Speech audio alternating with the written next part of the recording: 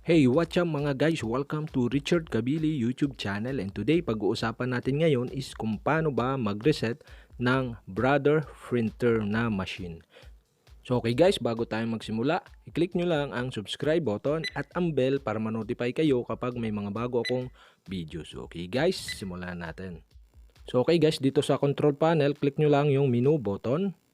Tapos click nyo itong arrow down. Tapos hanapin nyo yung initial setup. Then click OK button.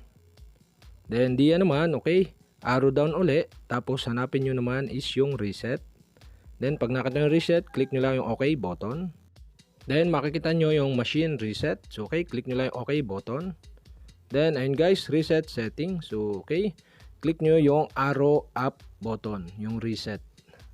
Then kapag na-click nyo na, so okay, reboot. So okay, click nyo ulit yung arrow up, yung yes, reboot, okay. Then accepted. Then okay, please wait.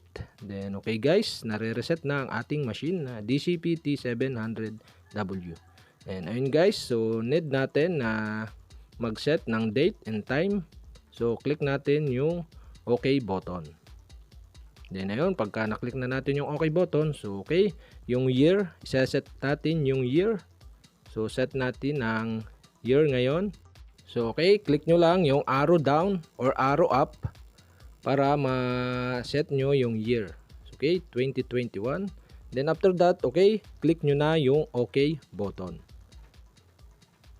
So ayun, after nyo maklik yung okay button, so makikita nyo naman is yung month. So ganun din, click nyo lang yung arrow up or arrow down. Then kapag nakaset na, so click nyo na uli yung okay na button. Then ayun guys, yung day naman, so click nyo ulit yung arrow up, arrow down. Then after na set nyo na, click nyo yung okay button again. Then naman yung clock naman, yung oras ng ating machine. So okay, click nyo lang yung okay. Then lalabas na dyan yung time. Then okay, ang gawin nyo lang, arrow up and arrow down again. And to set the time of your printer. Then okay guys, kapag na-set nyo na yung unang time, yung hour, so click nyo na yung OK button. Then ayun guys, kapag doon naman sa kasunod, click nyo ulit yung arrow up or down to adjust the minutes naman. Then click nyo na yung OK, then accepted na. Then ayun guys, back to normal na ang ating DCP-T700W. So na manual reset na natin. So ayun, successful na reset natin ang ating machine na DCP-T700W brother printer. So ayun guys, sa may mga katanungan dyan, mag-comment lang kayo below.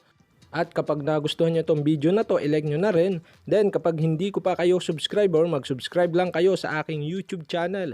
I-click nyo lang ang subscribe button at ang bell para ma-notify kayo kapag may mga bago akong video. So yun lang guys, and salamat sa panonood.